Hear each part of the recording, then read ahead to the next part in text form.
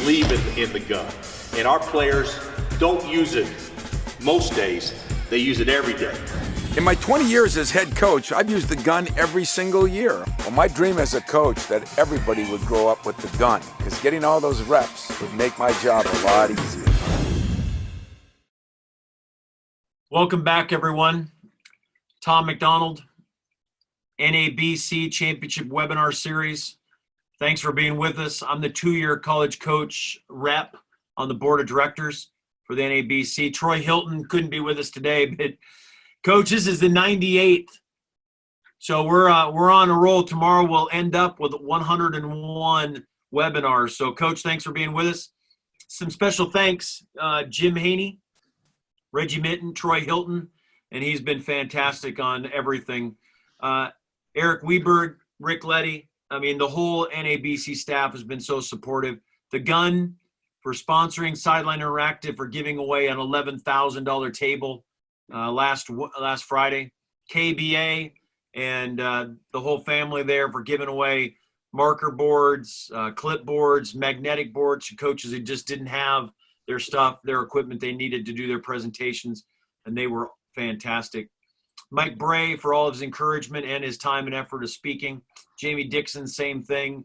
They've been absolutely unbelievable. And during this time of meetings, they're in meetings all the time with the NABC. The board of directors has been nothing but supportive of their time, effort, and their social media. Championship Productions, Bill Bergen, Nate Landis, Daryl Bennett.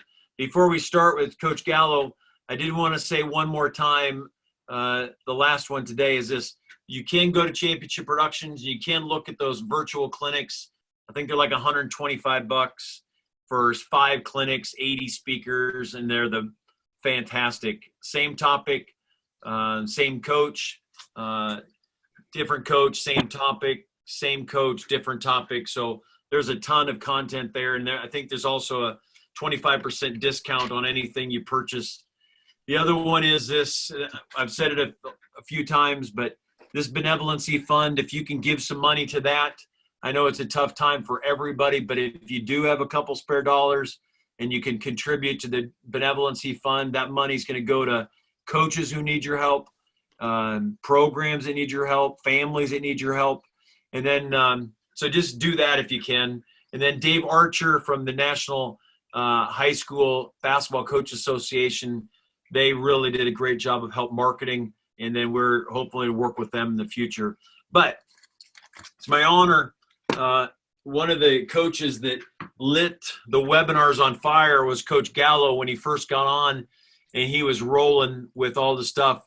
So when we had one opening for the last week and the second to last day, I called him up and he came, yes, right away. And I think that leads right into Coach Gallo and his philosophy. He's just a great guy and willing to help and teach. Merrimack head coach, 2020, set the NCAA record for most wins by a program in its first year after reclassifying to Division I. 2019, Northeast 10 tournament champion and regular season champion, 3-time Division II tournament appearances, 17, 18, and 19. They're number 1 in the country at the time when we were going and talking to him on steal percentage. And the one that I've said before and all the time that's the most important to me when I look at somebody is on these things is 14 years as a member of the NABC. You must have signed when you were 12, Coach. But it just shows commitment. It shows they care, shows they're invested in the profession and their peers and the next generation of coaches. So, Coach, I'll introduce you. I got one question. I'm going to turn this thing over. You can go to work. So Perfect. Thanks for being with us, Coach. Yeah, thanks for having me. What do you got? Well, my only question really is, how does the analytics of this defense fit to you? And the reason I ask is this. When I was at Florida State, when I was at Drake, we ran the John Chaney stuff. So we would go between a whole bunch of different zones. It was like 3 different zones plus man-to-man. When I was at Florida State, it'd be like we'd play the matchup zone, but we'd play it until they scored. So if they scored the first possession, we were out of it. So how do the analytics fit into you psyche and the way you play? You know what? Well, we're in it no matter what. You know, if you score a few times, we're not getting out of it. But I'd say the biggest thing with us is the two things we really emphasize is we're really trying to turn people over and taking away the three.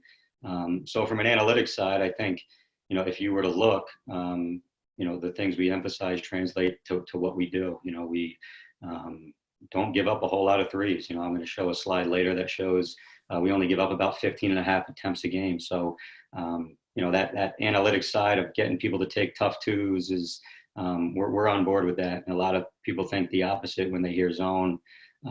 People ask me all the time, what do you do when a team gets hot, and aren't you worried about good shooting teams? And to be honest with you, we usually have some more success against some better shooting teams that are, hanging their hat on taking a lot of threes. And then, they get into our game and, the 27 threes they took 2 nights earlier, it's tough to find those 27 threes that they're used to taking.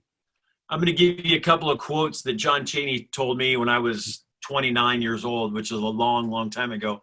He said, "This is the way we live, and this is the way we die." That was one.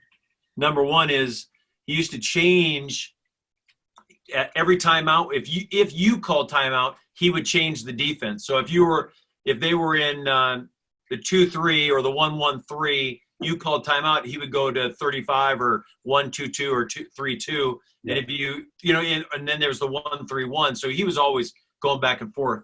So out of timeouts, how do you tweak stuff? Or what it's in your mind that you do and don't do? The last one is this. He had the knowns and the unknowns, and the unknowns or the knowns were never going to beat you. So I'm assuming scouting's really big for you guys. Very big, yeah. Yep. And there's only so much, get into that as well, but there's only so much you can really run against it. So it does dummy down some of the scouting. But out of timeouts, every now and then we may, trap a first pass. We may go from not trapping the short corner to trapping it just to throw you off balance. But a lot of times we're just staying true to who we are. I could talk to you all day about the zone, but no one would like it. So I'm going to turn it over to you, and I'm just going to listen in. Yeah. I'll monitor the questions. So once in a while I may say, "Hey, Coach, we had a couple questions." Okay. Perfect. Thanks, Coach. Great job. No problem. All right, and thanks everybody for watching. If you've watched last time, we ended with some of the game footage that I'd like to get into a little bit more this time. I don't want to make it the same carbon copy as the last presentation. I'd like for people maybe to get some new things out of this one. But the title of it is How We Create Steals and How We Create Turnovers.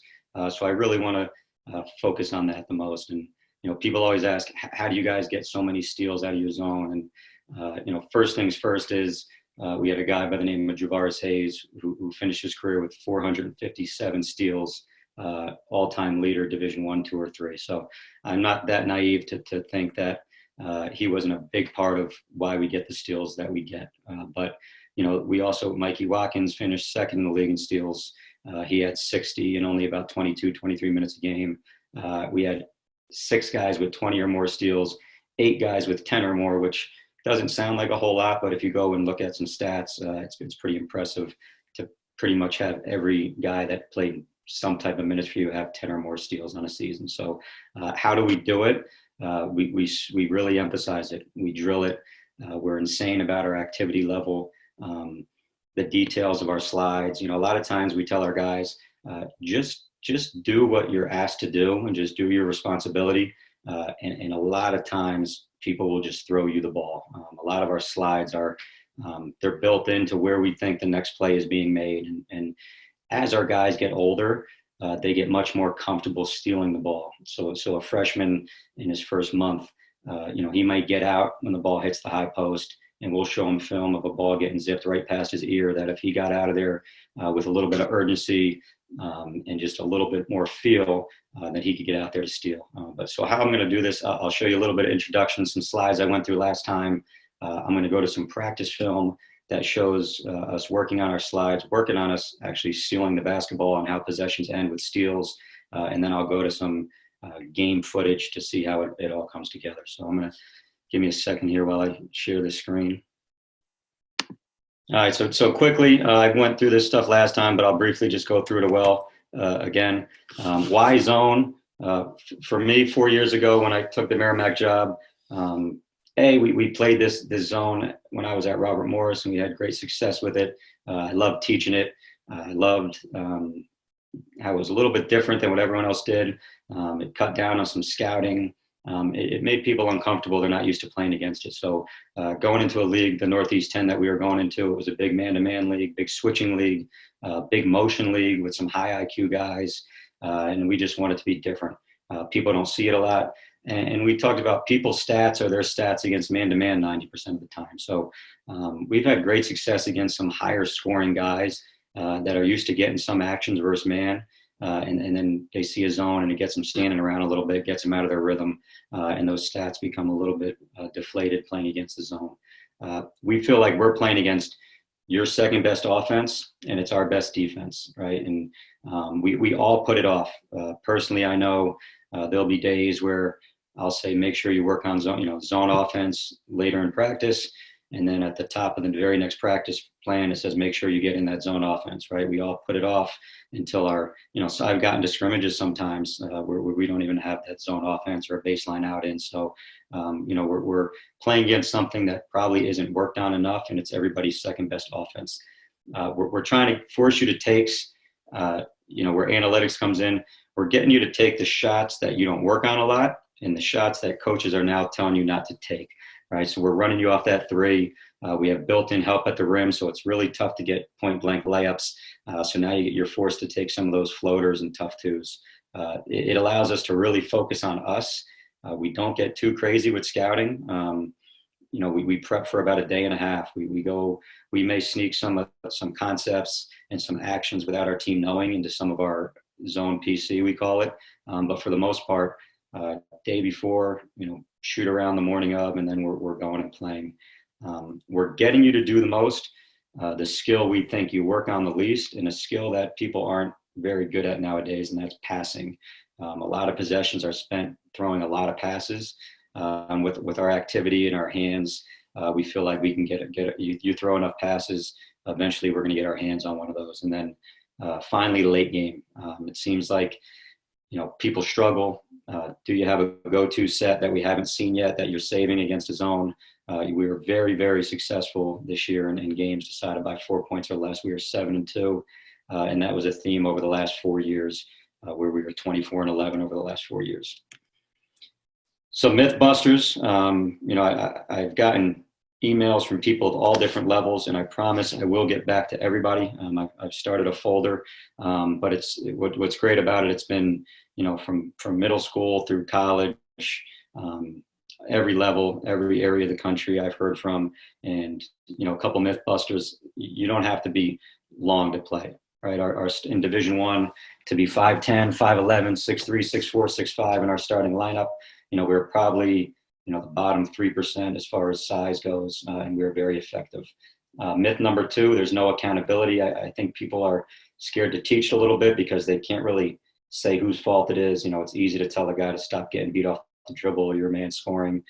We always know whose fault it is, and it's something we do after every practice, after every game. Is I personally go back and look and figure out what the action was that we got scored on. Right? Are we getting beat on high post dives when it goes to the short corner? Are we getting beat on simple wing to top of the key threes? And then we're also putting a name on that and letting everybody know whose fault it was on that possession. And then the third myth, which I touched on a little bit, is it's tough to beat a really good shooting team. And as you'll see in the numbers, we really try to limit those 3-point attempts. So it's hard to find a rhythm. It's hard to find those shots. This is what makes us different than most zone teams. And, these are probably 5 teams that play the most zone of anybody in the country. And if you look at our attempts a game, Syracuse gives up 28 3-point attempts a game, Eastern Michigan 25.6, and so on and so on. And we're only down to 15.6. And we've gotten so much better. Each year that number's gone down. The percentage hasn't changed a whole lot. It's more that number of how many threes can we limit you to. Here's our defensive mindset, right? 1, take their basketball. 2, no threes. 3, no uncontested layups, and then tough twos. And we constantly say all the time, there's a difference between contesting a shot and taking a shot away. I'll show a clip in a few minutes here. And, you know, if you go back and watch all your best players, your best shooters and all the threes they've made, I guarantee you 95% of them, somebody had a hand up, right? And that person defending looked at their coach with their hand up and thought it was good defense. We don't stand for that. You know, we're all about getting him off that line and running him off. That hand's not good enough.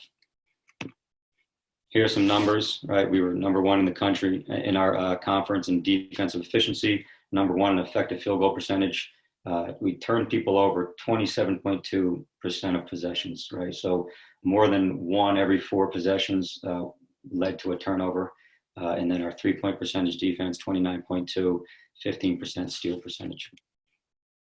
Here's some raw numbers. And if you look, you know, the disparity of steals per game, 9.8, second was 6.9, right? 52 more steals than anybody else in our league.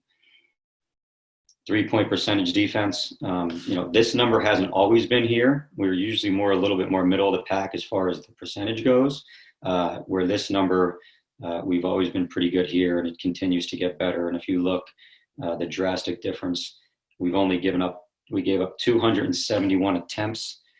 Second closest, 358, you know, 80 more attempts, 80 plus more attempts in the same amount of games. And that's what we're really trying to do. And a lot of the turnovers and steals come, you know, after running people off that line. So, you know, the one emphasis of no threes sometimes helps build to that second emphasis of taking the basketball and creating turnovers.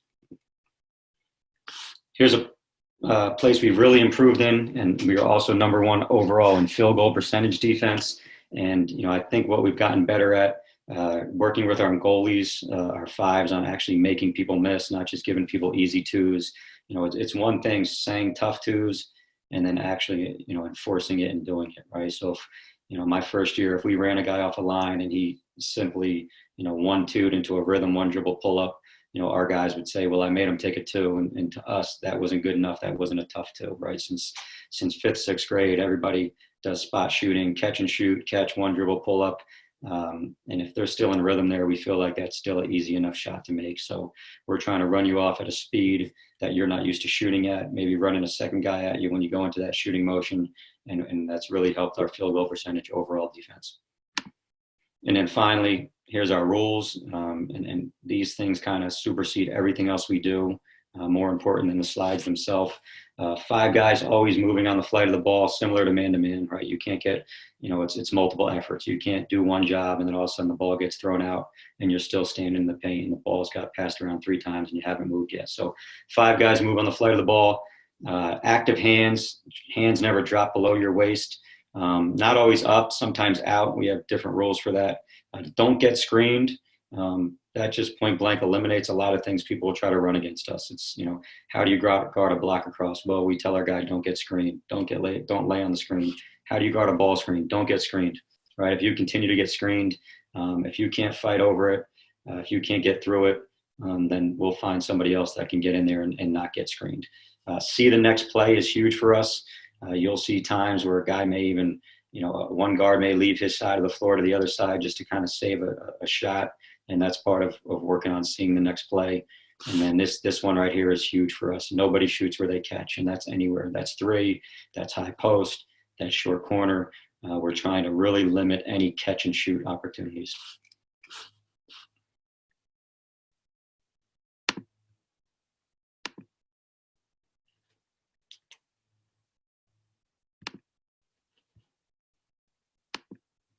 Going to go to some practice film, and this stuff is good because I really only had our first week or so of practice. So this is really the basic building blocks of it all. But this first slide here, right, if you saw, said nobody shoots where they catch, right? There's a difference between contesting a shot and taking a shot away. Our guys hear that all the time. So here we have 2 freshmen. This is primarily the forward's fault, but even the guard, he kind of moseys on over, right? And our assistant coach here, Mickey Burtnick, just steps into a 3, right? Really didn't take this away here. Kind of laid on our bump here. Right? And he wants to put his hand up and show everybody that he contested the 3, right? That's probably the last time on the whole year that this guy did this, right? Every other time after hearing about it, he's making an effort to run that guy off the three. Here's our, we call it perfect defense.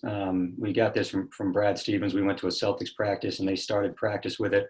We start every single day with this. It's 70% effort, 100% talk, 100% positioning, right? And we'll just go through the basic slides really quick, because when we go to game film, you'll see sometimes these turnovers or steals are just a byproduct of just doing the basic slides over and over and over again. All right, so ball hits the wing, our forward's taking away the shot, our guard's running into that passing driving lane, hands out when he's running in, hands up when he's running out. Right now our opposite guard has the high post. On this pass from wing to top, he's throwing those hands up, hands up. Everybody's back home, forward's back home when that thing gets to the top. Goalie's always just keeping his chest on the ball, heels on the restricted. Going to the other wing, again, hand out when you're going in, hands up when you're going out. Right, and we're just repping this perfect positioning.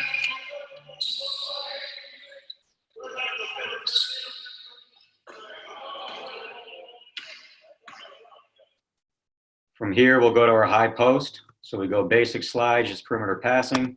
Then we're working on our high post. Again, you hear the talk. Coaches are checking, making sure everyone's in their spots. Ball goes in, forwards drop, guards get outside the elbows.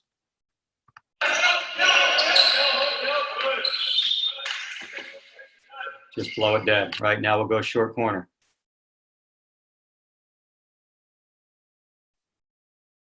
Again, we'll get it moving a couple times, make sure we're getting our basic slides in.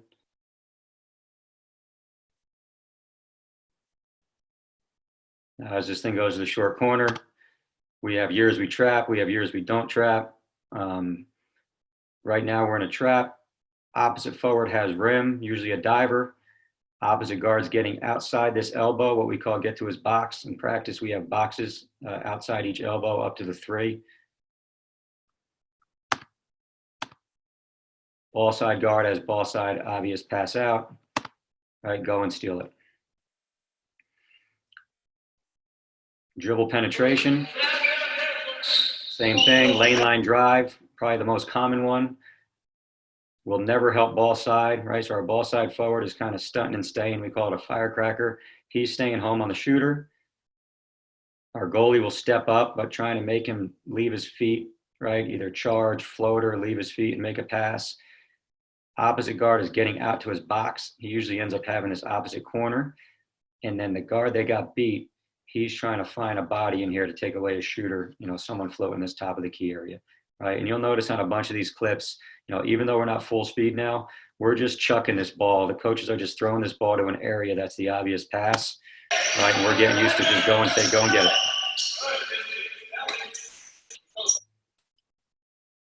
Here are some multiple punctures, right? So we call any high post touch, short corner penetration, we call that a puncture, anything that's puncturing our zone. We're out, everybody's back home, right? Big thing there is we tell our guys by the second pass out of any puncture, everybody's got to be back home, right? So our forward dropped to take this short corner. If he was lazy on this second pass, you know, early in the year, a guy might stay down there and say, Coach, I had the short corner. What do you mean I had the three, right? And that's already two passes out. So if you see he recovers, there's one pass out, second pass out, he's there to take away the shot. It goes in, skip it out, go steal it, right? And we get that opposite pass steal all the time. Here's some positional breakdown. Again, a lot of these we're ending with steals as well. We talk about the ball has eyes with our guards, right? It's rare that we think a guy's going to be looking this way with the ball and then flip the thing over his head. So we're working on here, kind of recognizing that the ball has eyes. When can you go dig at it? You know, when is it coming your way? And working on seeing that next play, right? But what we also know, there's three other people on the court right now that would have these responsibilities, right? The five would be on the ball. our opposite forward would have rim. These guys are working on our guards almost never touch the paint. They're responsible for taking away these threes.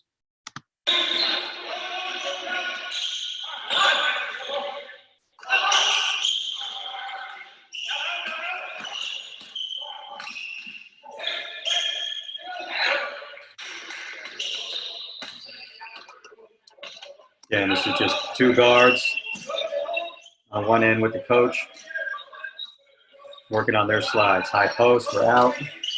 Right, here's a steal we get all the time. Guys hustling back into that high post when it goes wing to top, and people trying to make that high post pass. Right, this is, again, a young guy, probably his 5th practice. You know, one of our older guys would have ran right through this thing. He still was a little bit tentative on going and getting this basketball.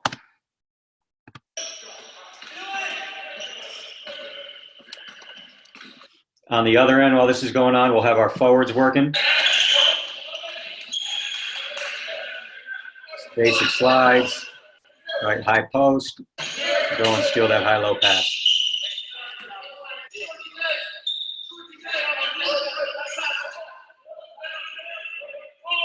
Right, here we got a high post situation, right, working on, you know, if we have a good player here, right, we're not going to go right away.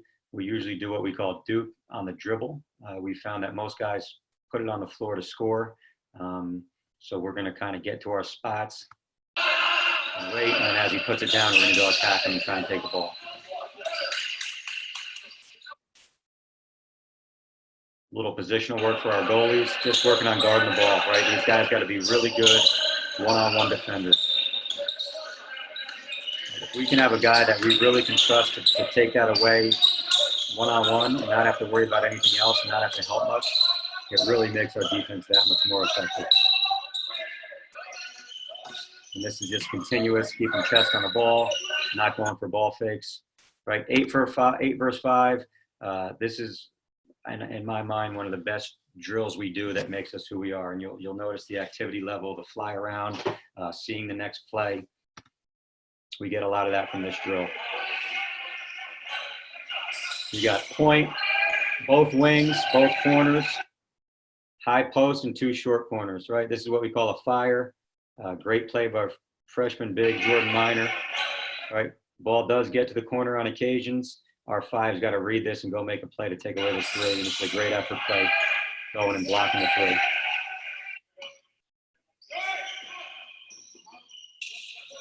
All right, notice the hands, the activity, not just a sit back and watch zone, deflection.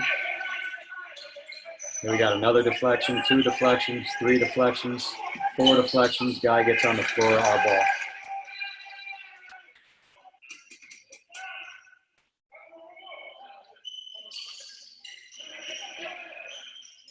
Same thing, these guys are just moving it, trying to find a shot. Right, and notice the excitement level when we do get stops and we do get steals. Zone PC is our shell, right, but it's 5-on-5. We'll put guys in different alignments. We'll work on different actions. A lot of times what we're doing here before we go live is we're testing them, right? So you'll notice, you know, there's turnovers in these, but it's somewhat on purpose. Our coaches are throwing the ball, or our scout team's told to throw the ball, you know, where these guys are supposed to be, right? So this is our simple forward bump. We're testing to make sure his hands are up, not letting that thing go to the corner. And we get a deflection.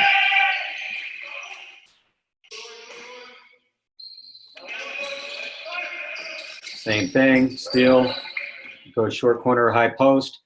This opposite guard cannot stare at the ball or stand at the nail. He is getting out for anything opposite.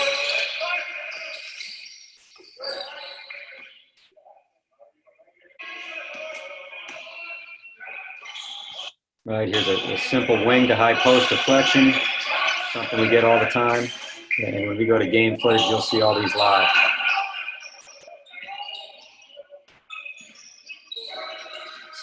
Right here, we're testing our opposite forward, making sure he's getting that rim on the short corner high post dive. Coach, can I ask you a couple questions? Yep. Some of them are long. One coach asked about the first slide, but does a quick rotation of the ball, the top to the wing to the corner, or to skip from the top to the corner hurt the zone? With the deep wing covering the first pass on the wing, it appears a quick wing or a swing to the corner would create an open shot. Lots of pressure on the post getting out to the corner. Long Yeah. question. Sorry about that. No problem. And that's where that initial bump, that forward is taking away the corner with his footwork. So he's outside foot, outside hand, and then he's bumping two high hands outside that three. And our guys are super drilled in that. Our freshmen, when they come in, they stay after. We're a lot of times guys are staying to get an extra shots up where they do as well. They might have to get 25 no shot, no corner bumps on each side of the floor. So they get super drilled in that. We call the five coming out of fire because it truly is an emergency, and it really doesn't happen a whole lot, but they are there just in case. On the short corner trap, who takes the cutter from the ball side elbow to the rim? Opposite forward. What limits do you put on your forwards and the top guards as how far they go out on the wings and to the paint to take away shots? Is there a point where they get stretched out to get the next coverage? Yeah, we don't want them going too much past really the NBA three. We call it our ring. And our ring, we kind of draw a box, outside that, really along that NBA three. Very rarely there'll be, probably 3 or 4 guys a year you play that will let it fly from anywhere, and we may have to be, a little more aware of that. But we don't want to get too stretched out. I think my first year and a half, I tried to be more aggressive and say, go pick them up at half court. And what I thought was being aggressive was really being stupid. It was, we couldn't get to our next slide. So we talk about staying tight, and then where that pressure comes is when we attack out at you. What goes into the technique so that the top guards are able to get through the ball screen? You basically you're getting into the ball, right? So like most most hedge teams or switch teams, you're going to get into the ball and make him use that screen. We don't want him rejecting it. And then you are just by yourself. We tell them from the beginning, it's 1 versus 2, and they work on it all the time. And really what they're doing is just sliding in a straight line. And at the last second, they're taking basically the path of least resistance. A lot of times it's just a shitty screen that you get right through. Sometimes it's a quick whip. It's not a total under. We're calling it a whip because we're almost grabbing you by the hip and meeting you on the other side of it.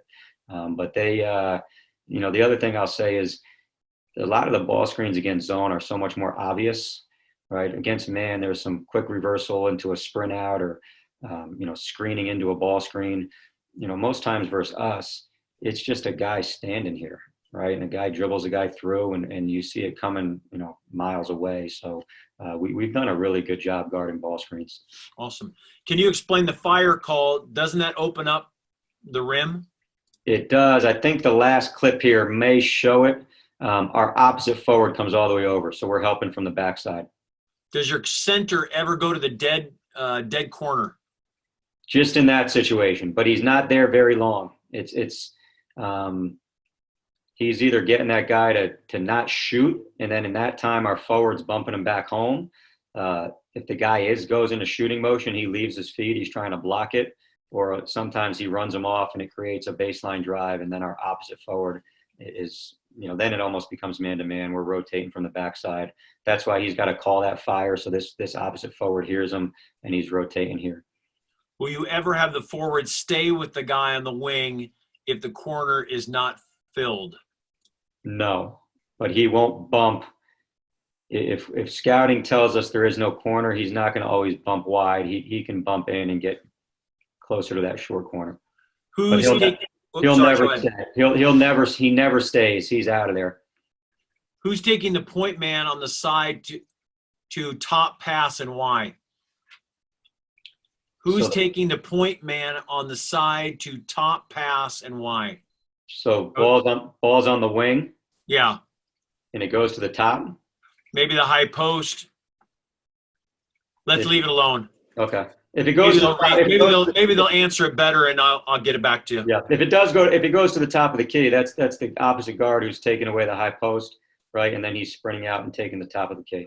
This is the last one. I'll let you go back to it. Yeah. When the guards at the top get their box while the ball is in the short corner, how do you want that positioned positionally? And Almost, then, almost how you see them now. They're chest to the ball or open to see their yeah. responsibilities next pass. They're open. They're kind of open, seeing it all. They're basically chest to the ball, but head on a swivel. Last question. Does the center step to short corner on any pass inside the 3-point line, or is there a distance where you want them to stay home and forward takes it? We don't have an exact distance. We don't put a line or anything on the floor that says so. He's on his way there. If it's close enough for the forward to get there, he will bump him back home. We never want, but we almost never, unless we're in a short corner trap, which we haven't really done in 2 years, we never want two guys on the basketball. I lied to you. Where do the guards go after the ball hits the high post from top of key? They're always initially getting to these boxes. Got it. I'll leave you alone, Coach. Go ahead. All right, I think it's the last practice clip or two, and then we'll get to some game stuff.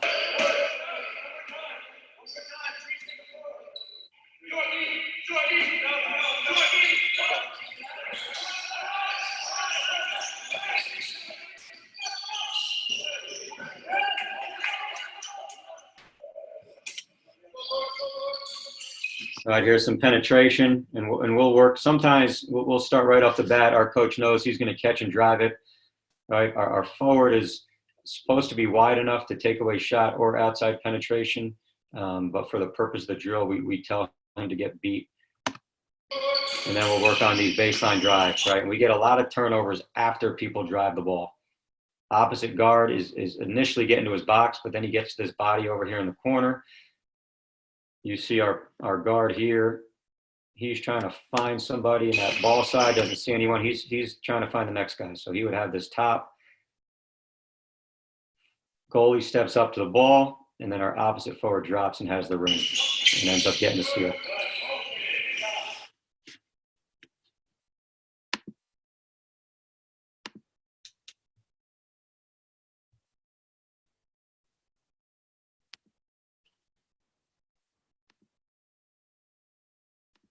Now we'll see it kind of come together in game stuff.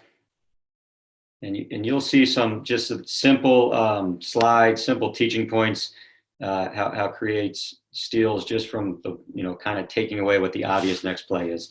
We won't have to get into this a whole lot, but we do go, it's basically Villanova's 1-2-2 after every make.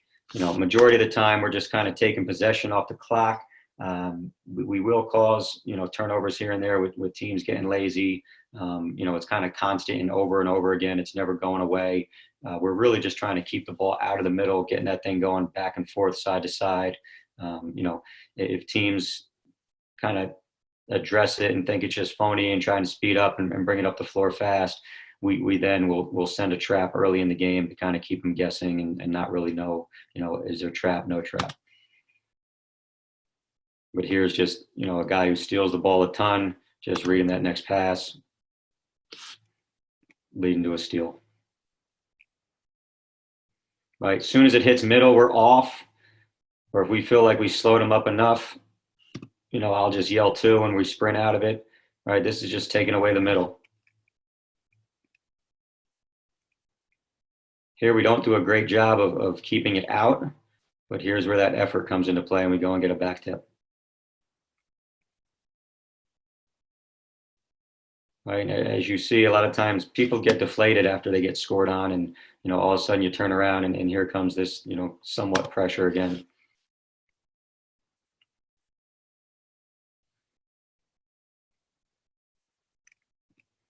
Right, these clips here I'm going to kind of just let run through. They're full possessions where you'll really see a combination of a lot of things. You'll see those basic bumps.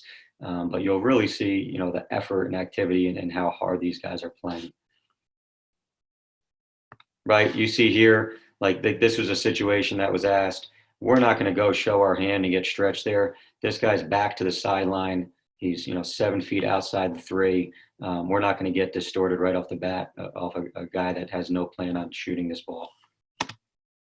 But that's one here.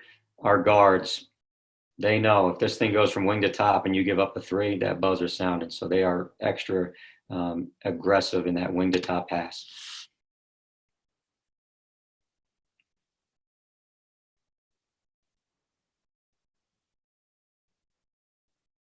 Right, it comes out, everybody's reset. Just a simple high hand deflection. Here you'll see ball screens, right? And if we can defend ball screens without getting screened, against Providence, we feel like we can do it against pretty much anybody. And the guards are just sliding their feet.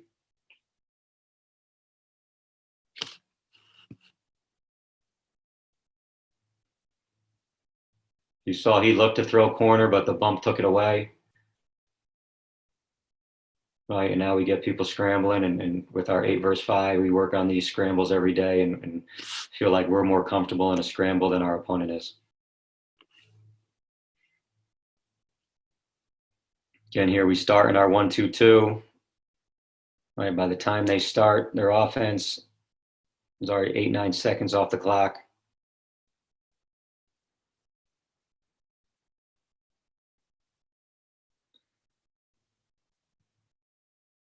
And everybody's flying around, seeing the next play, cause a lot of travels. This is a great possession here because a lot of guys did things that weren't necessarily our rules.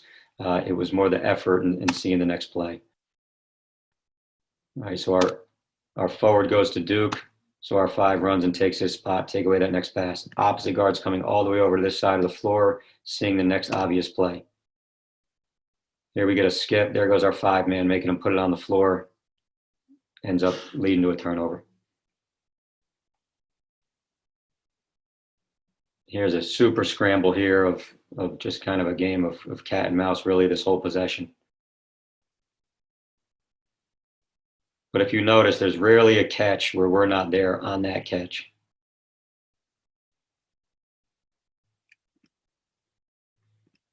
Right? Here we talk about that, on your way out, your hands are always up, right? This guy didn't do anything special here. Just put his hands up, right? So simple teaching point of that wing to top, you're flying out with your hands up immediately on your way out, not after. As soon as on your first step out, those hands go up. Same thing if you're going below and out from top to wing. Hands up. Ball gets thrown right into our hands. Coach, can I ask you a question? Yep. The lines that you have on the court, can you explain those again? Do we have them here or no? Just in general? Yeah, just in general, what they are. Yeah, we the only thing we really have, so we have, and just very early, we'll kind of make note of how far out we want to go. And that's just outside the 3-point line. And again, we try and make that kind of themed. We call it our ring. Hence, boxing terms is, once you get in our ring, then it's time to fight in here. And then the other lines are we'll make a box. We still have the volleyball lines on our court. And it'll basically go from the volleyball corner here up outside the 3, and connects with the elbow. And that's the boxes that we want our guards to get to initially on their punctures. And we want all those punctures to be lobs. That's where the hands come into play, because we feel like if on the lob, we can get to that box, before that thing's even caught there, then from there we can react and get anywhere else on the court from there. We would, if we didn't have the volleyball lines, we do use the volleyball line here as our starting point for our forwards. They're supposed to straddle that corner of the volleyball line. How do you keep a dominant 5-man from pinning your goalie too deep in the lane? He's that just becomes a foot fight down there. We hope we have good enough ball pressure where the ball really can't. It's a little harder to just straight isolate someone in there. But he's working. I mean, if he's trying to blow up every duck in, if a guy does get inside the paint. He will wheel around and it will turn into a mini front.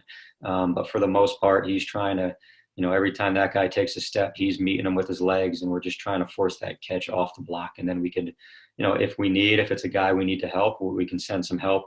Or if it's a guy we don't, then we'll feel good about playing one-on-one with one of our better defenders. Do you ever front the post? Not really. Just to give up a total duck in. Okay. What angles do you want your guard to take on the wing to top closeout and take away the lane line drives? He is aiming for that. His most important thing is taking away the three. And we don't, my first 2 years, it was everybody run and chop in and throw your two hands up. Now we do a drill early and just see how fast everybody gets there, and we let people do what they're comfortable doing. But we are aiming for that outside shoulder. We would like for you to force the ball back to your partner middle. But it's for us, we're so heavy on taking away that three. We're not maniacal about if that ball gets driven, because we work so much on what happens after the fact when that ball gets driven. This is a hypothetical for you, but if you haven't covered it, what type of teams or actions give you guys the most fits? And you work on these a lot to be successful. So what are the biggest, what area, not that you want to give your opponents everything, but what areas cause you issues? Yeah, I would just say something we haven't seen yet.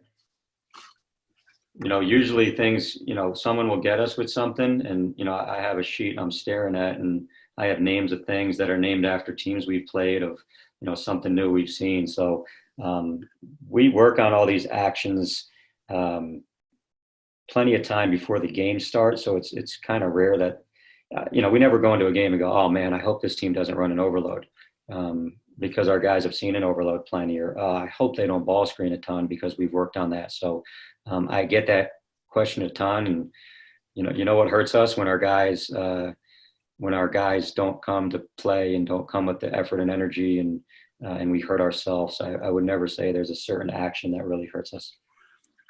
I'll just throw one at you from a guy that ran, or an assistant that ran these things. So do you ever get where your kids, and you've been really successful, so that helps. So do you ever get where they're going, oh, let's go man, coach? Does that ever happen? Do they ever come to you and say, let's go man to man, coach? Yeah, well, my first year, three of our better players were freshmen that came from Coach Hurley in St. Anthony, who, as you know, is as good as a man-to-man coach as there is out there. So, as soon as something went wrong, it was like, just let me guard my man. But, we won a couple games, and, the main culprit of saying that was Javaris Hayes, who's running around stealing the ball all over the place. So it didn't take very long for him to buy into it. But since then, they're really, once your older guys buy into it and you have some success, that always helps. It just becomes who we are. We talk about it in recruiting. We send videos to guys of guys we are recruiting, and they end up thinking it's a fun way to play. It almost takes some of the nerves out of it for them, because they have a lot fewer responsibilities than they would if they were playing man. They kind of build up a sense of a defensive confidence after playing in the system for a couple of years. One last question for you, and then I'll let you go back to it. So how much more scouting do you do to find zone stuff, or do you find their man stuff because people try to run their man against you, or do you think they run almost all their zone stuff? Almost all their zone stuff.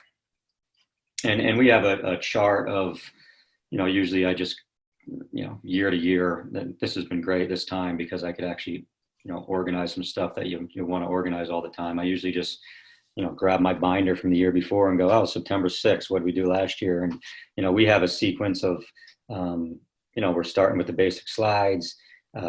Within the first 2 days, we're going to high post coverage, short corner coverage, dribble penetration coverage. Then we'll go to, 2 high posts, elbows. We'll work on overloads, inside ball screen, outside ball screen. A lot of people nowadays are going to, they don't go to the traditional 1-3-1. They'll go to a 2-guard front. So, most things that we're going to see, we have in our defensive checklist, just like anybody would. When I worked for Andy Toole and we were playing man-to-man, we had I forget the number of it, but X amount of screens that we guarded before probably October 1, when our guys have guarded all those screens and known whether, they've guarded it switching, they've guarded it not switching. And it's the same concept. We're trying to, do the work before the game start. Coach, I'll let you finish up whenever, go as long as you want to go, and then I'll ask you the questions at the end. How about that? Perfect. Thanks, Coach. No problem. All right, so here again is one of the more common steals we get, right? And it's that pass from the top into the high post. Our guard on the ball. If you're a guard and the ball's on the perimeter, you have one or two jobs. You're either on the ball or you're taking away the high post. I will say this: our guards will never break this free throw line. We're so against the three that we're not going to go too crazy keeping it out of the high post in an area that's only 2 feet away from our 5, with a chance that we're not going to be able to get out to this 3. So we're not going any deeper than this elbow when the ball's on the wing. But here we go into the high post. They throw the ball basically to where we're running.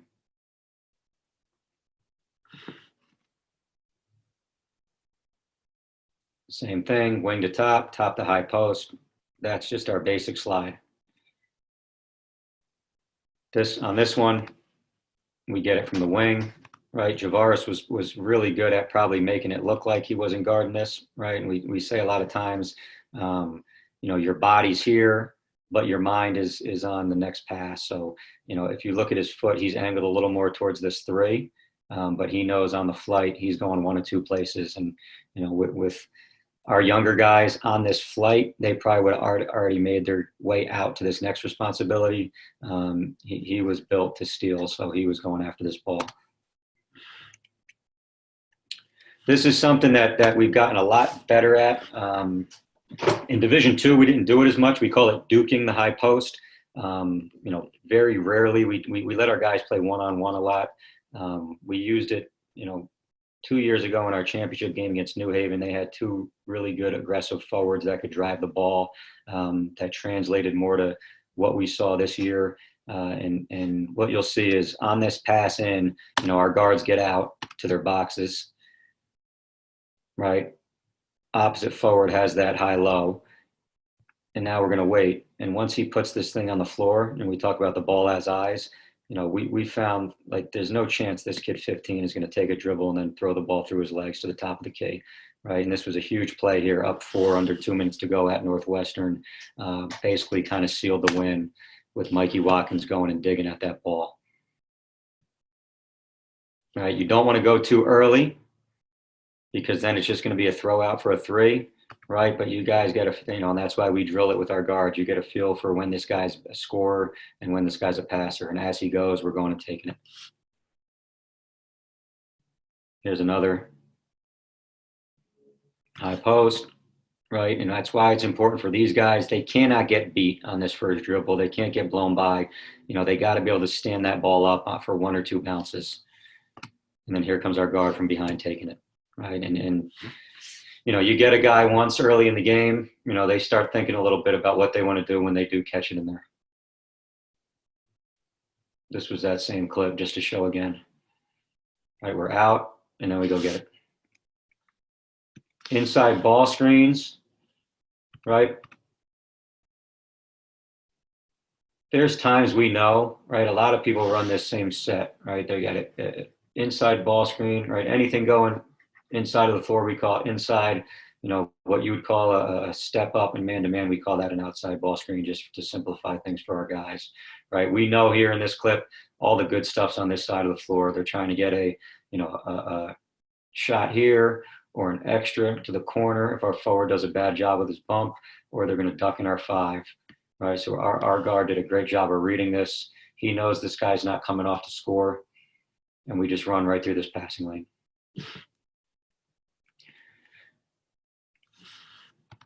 We call these tags, and anytime this ball gets to the center line, we won't change sides of the floor. So this guard will come and tag out, and then this guard will get the high post.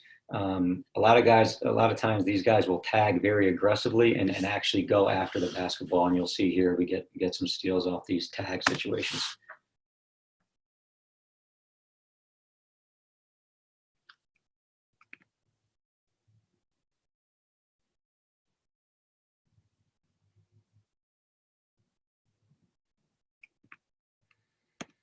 Here's what we call an alley or lane line drive, right? You saw this in the practice footage. Here comes that drive. Opposite forward's dropping to take away rim. Ball side forward has this corner three. And again, we're just going to where we think that next pass is.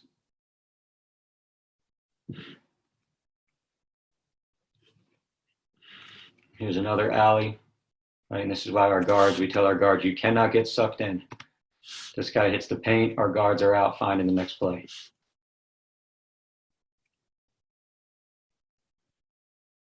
Right, because if everybody, and this would happen early, right? If everybody rallied to the ball, like everybody's, taught from a young age, stop the ball, stop the ball, stop the ball. Most times versus zone, there's 4 guys standing out on the perimeter and 1 guy in the paint, right? So if I got 5 white jerseys in the paint, who's out there guarding the 3? There's a baseline drive out. Again, there's the drive. We're reading, right? We're not getting sucked in by that penetration if we're guards.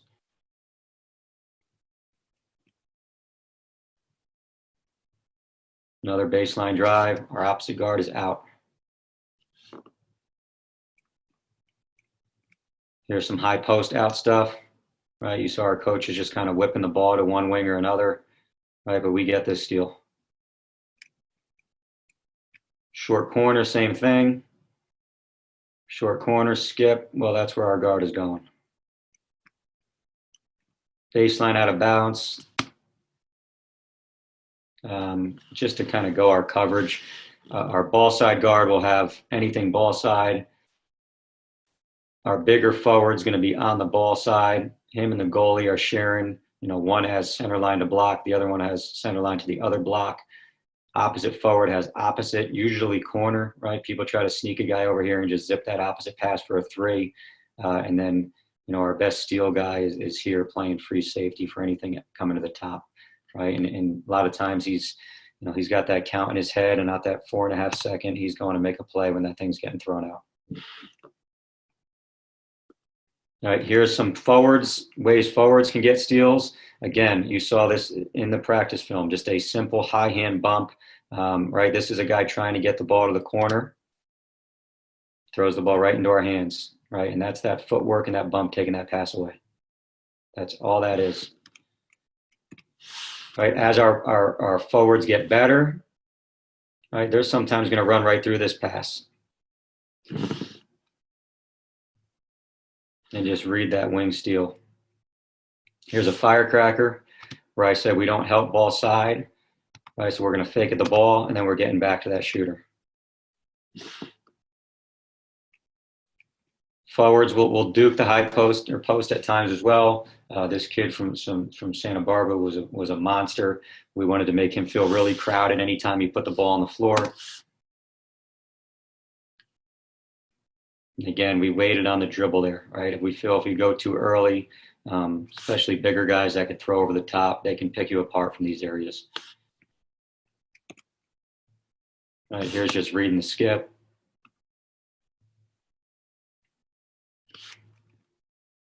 High-low pass, pretty common steal from our forwards.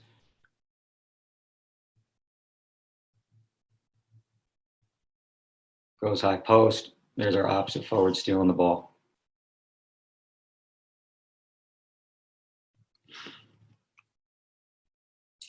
Same play here. Great play by Julio Lord, running right through that pass, right? And we're telling you to sprint through that thing with some force. Even if he does catch it, you're almost fouling him with your legs and making him, almost try and play behind the rim. But we're running down there to steal.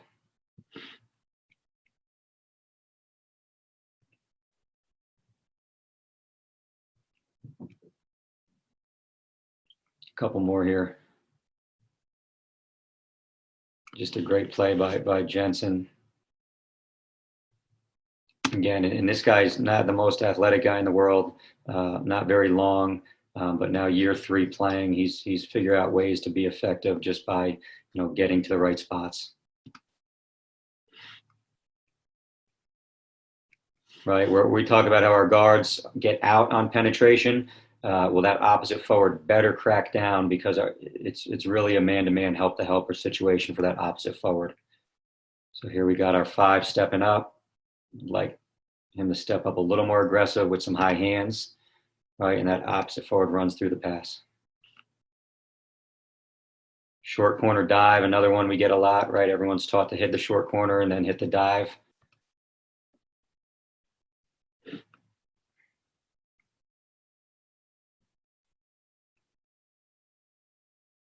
Right, and then can't forget about our goalies, right? And this kid here, maybe 6'4.5" at best. He took 41 charges this year, right? And it was huge for us because, you know, anytime someone put it on the floor, he was always there, chest on the ball, and it allowed everybody else to do their jobs. So we're running guys off. You know, we're getting to areas where you want to pass if you put it on the floor, and then you're going to have to make a tough play on our goalie. And a lot of times it led to this.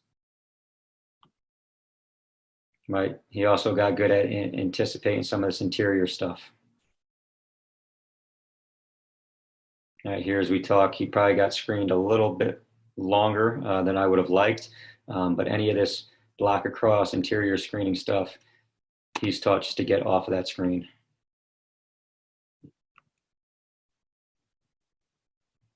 Right, there's an attempt at a duck in. Right, and we teach, you know, they step, you step, and it's really just a lower body leg fight, and, you know, who's going to step more aggressive and win that fight, and he wins this battle here.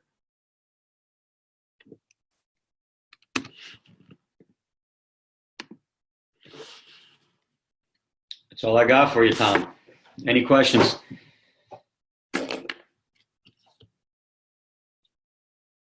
Yeah, we have a couple of questions. How do you cover 2-1-2 formations? Where are my bottom two? I got corner. Doesn't say.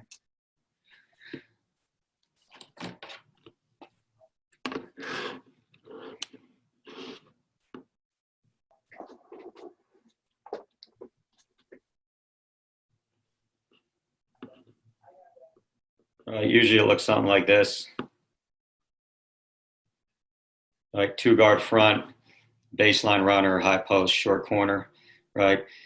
In this situation, our guards are responsible for these threes, right? We don't have them come over as far. We'll angle our body different as the guy on the ball to try to keep the thing out of the high post, but we will not bring this guard all the way over like we would on a wing, because then he can't get to this slot to slot three.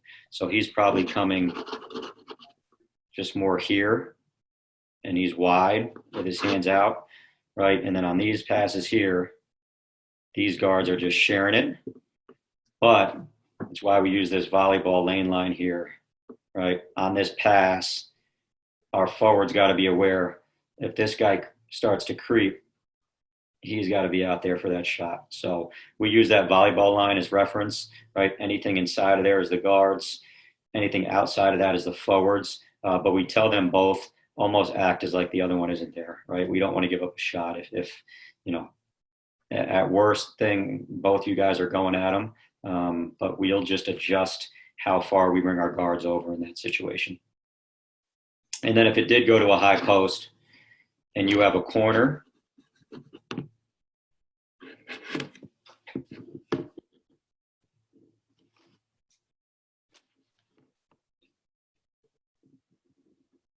so right now, this is actually what we would call an overload. So if the ball was there, right, if this opposite forward sees this overload when it goes in,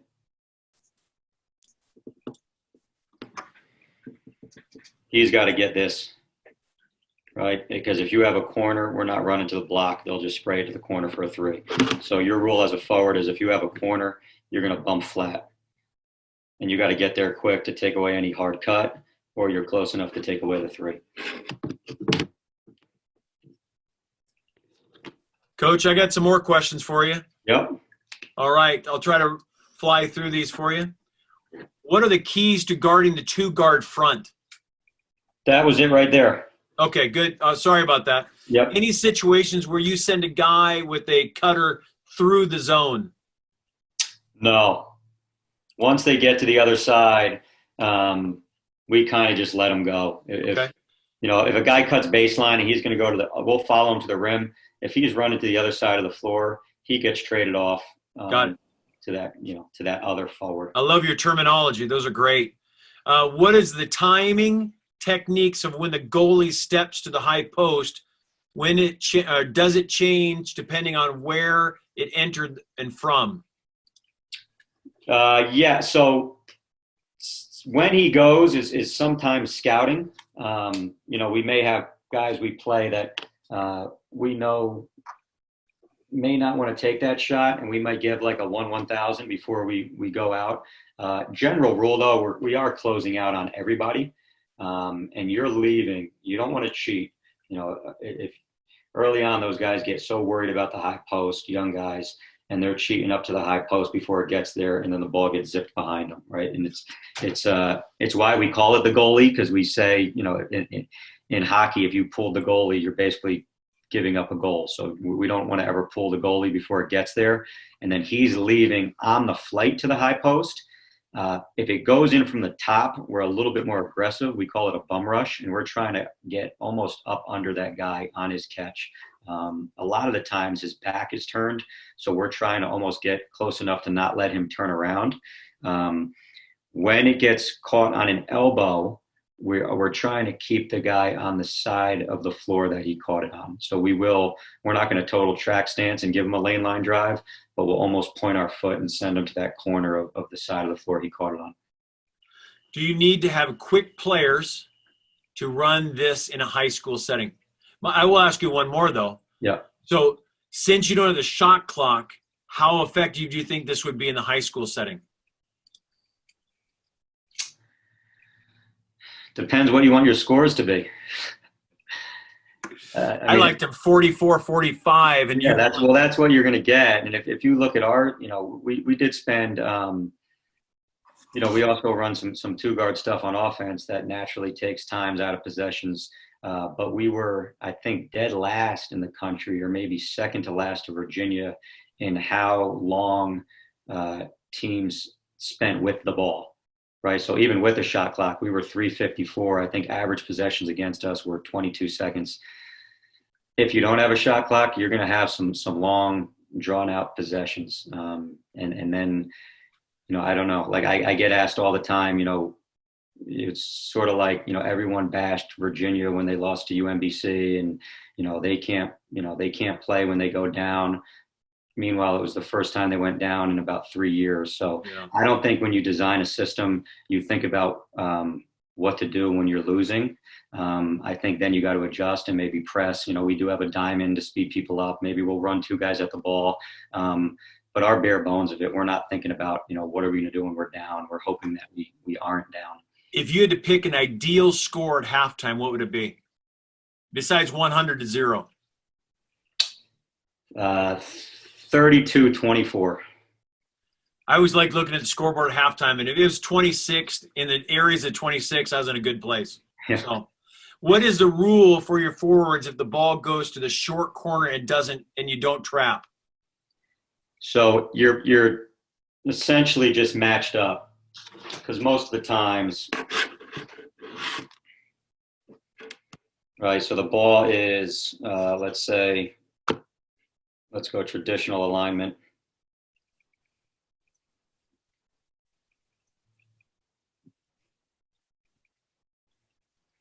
We'll put the ball here. X3 just did his job and bumped off. X2's on the ball. X1's taking away the high post. X5 chest on the ball. X4 is in his help spot, right? So we call this a short corner stay. And on this pass here, X5 has the ball. This guy's 99% of the time diving. That's X4, right? And then everyone kind of bumps over a spot. So X1 knows he's getting to his box anyway, so he's making his way out there. And then X2 got to his box, so he's matched up with one. And now this guy's just going to have anyone roaming around this side. All right, so what you almost are in man-to-man. Everyone's going to have to clean that up.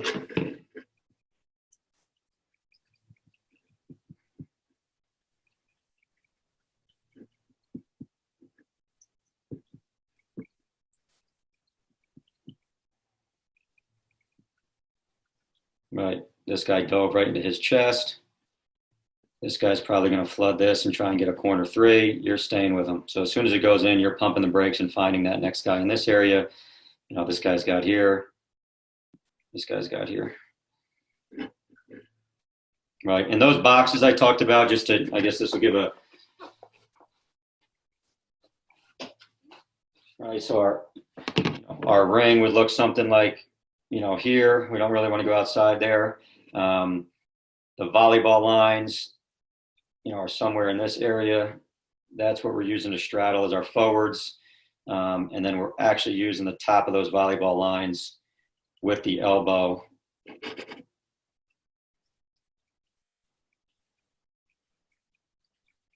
And this is where we want our guards to make their way to.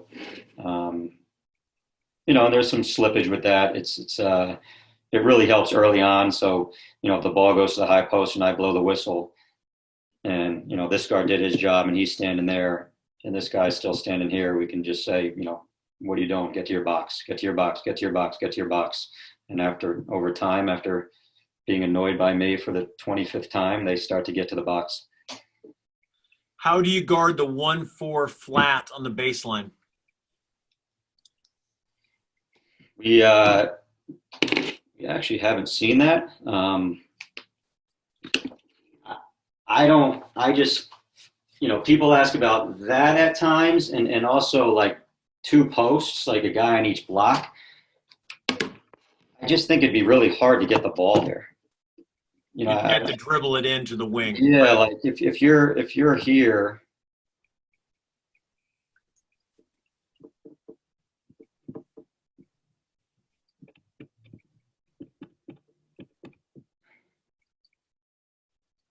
I mean, we'd probably start a little lower. You know, it'd be pointless to truly kind of extend. You know, we will adjust our formation a little bit where you're going to be. But I don't know, you know, these guys are going to have hands out. These guys are going to have hands out. These guys are going to have hands out. I just don't know in this situation where, you know, where you could possibly get the ball. It's a good point. What would you defend? Would you defend the high post if it's an athletic forward versus a traditional post? Would it be any different? I think you talked about it. Scouting's going to dictate that. Yeah, yep. And we've gone both ways. You know, sometimes with maybe a non-player, I think people tend to not play them. Sometimes we want to make that non-player even worse than he is by maybe pressuring him a little bit, and that guy ends up, you know, you can make a non-player a player by letting him just standing there and seeing the whole floor. So we don't adjust too much on scouting. Same thing with like non-shooters. We show our hands on everybody. You know, we don't dare anybody to shoot. To me, I think there's nothing more deflating than, you know, working your ass off and then telling your team, you know, this guy only shoots 28% from the three, don't guard him. And you know, 6 seconds left on the shot clock, he buries one, when it really wouldn't have took that much effort for someone to just throw their hands up. I think that's overthinking it a little bit. This one is, we've asked before, but I'll just ask it one more time. Is there any actions that hurt this zone the most in a season historically? Anything that really catches you? But like you said, most of you seen about everything. But yeah, no, we've gotten hurt on the glass some against some, you know, bigger teams. It's probably two things we need to get better at is we need to foul less and we need to rebound better. But they're really, I'm looking at this sheet here. I mean, there's not an action I'd say that, you know, we go to sleep saying, I hope they don't run that. we ran this defense and they play the play that hurt us most was the top pass. I'll give you the scenario. Most was a top pass to the middle free throw line area with a 3-point shooter on the perimeter and only 2 guards to cover that. What are the rules to cover the 3 versus 2? So that's why they get to those spots initially. So on a quick pass out, that's on those guards. That's why when you guys saw that breakdown, they're working their butt off. They're 2 are guarding 3 for a split second. Once that ball's held in there for a 1 or 2 count, our forward that doesn't have a short corner, he will eventually bump his ball side guard up, and we are truly matched up 3 with 3. But that is tough. You really got to be on your guards about if it's going to get in, how it gets in, right? If someone could come down and zip a fastball from the top of the key to the nail, with your forwards being so high, it's really hard to react to that. But if you have high hands, you put a little pressure, if you can get a little bit of airtime on that pass, again, we want to be to our spots when that ball's caught, right? It's hard to be on your way somewhere and then have to change direction and go the other way, especially if you don't have athletes and you're trying to do that, you'll just have guys falling all over the place. So the biggest thing with that is the high hands and making sure any penetrating pass, it really can't be a zipped straight line pass. Coach, unbelievable. Before you go, I'm going to talk about tomorrow. And the only reason is I just want to keep these coaches on. Yep. Tomorrow, the first speaker is John O'Sullivan and Jerry Lynch, Dr. Jerry Lynch. Jerry Lynch is the Lakers, Phil Jackson, Cindy Timshaw, Kobe Bryant, Dean Smith, Anson Dorrance, Steve Kerr, psychologist, their team culture guy. And then we also have Steve Lapis from, Villanova? And then John Berman from Cincinnati. So we got a big day tomorrow. It's the last day tomorrow. So, Coach, you were fantastic. Thanks for being on. I can't wait. I do have one question for you. So Yep. on the offensive end, are you a little bit of beeline-ish, the 2 guard stuff? Yeah, very much so. And So I does think it fit right into – does it go hand in hand pretty much with how you play defensively? a little bit, and it also helps with I think it helps with the recruiting a little bit. Like the shape of the 2 guard is the same shape as our zone. So, you have your guards, your wings, and you have your 5. And, it allows us to, we don't necessarily pigeonhole and say we need a 4 this year or we need a 2. It's more, we need guards, we need wings, and we need 5s. And it allows us to kind of get different types of guys to kind of just fit into each one of those spots. So I could talk to you all day, okay? So I apologize. So when you recruit Yeah. your guards, like when I was doing the stuff with John Chaney and when I was at Drake, they had Aaron McKee, they had Brunson, and I can't remember the other guy, but they had gigantic guards. Yeah. Do you want big guards? Do you want quick guards? Or are you just looking for the best player? The best player, I think for us right now, it's more quickness. I think when you get to that level, you can get a combination of both. Eddie Jones was the other guy. Yeah. In the NBA forever. So we had Exactly. three NBA guys. Yeah, and I think if we're getting a 6'5" guard, just because he's 6'5", something else might be missing. So right. We're just trying to get the best player. I think the more bang for our buck has been with a little bit smaller guy, but they better be able to run around and have a high motor, and you can't be small and lazy. That's not a good combination. All right, last question, I promise. Yeah. So how do you get him to play so hard and to execute? Because you get 2 different mentalities going on. Yeah. I mean, if you saw what I looked like at practice when we're doing one versus the other, sometimes I tell them just emulate what I'm doing, right? When we're on offense, I'm kind of on a knee, not saying a whole lot. I probably need to coach it better, to be honest with you. And when we're doing any of our defensive stuff, I'm running around going nuts, hooting, hollering. I heard Max Good, longtime coach who's, he was at Bryant at the time, and it always stuck with me. They were in the Division II national championship, and they kind of got in his huddle. And before the game, he said, fire on defense, ice on offense. And he talked about fire and ice. So we try to be fire and ice as well. That's awesome. Hey, first of all, thanks for everything. Thanks for working with Championship Productions. If anybody wants the video, you can get the Championship Productions. And then, Coach, we'll email you again to get all your stuff that you can send us, and we'll send out if you want. And then when this thing's over, we're coming to you and doing stuff on your court with your players. So we can't Come on wait. up. Come on All up. right. We love it. We Thanks, love it. Coach. Great Bye, job. John. Take care. Have a great day. You too. Bye-bye. That's it.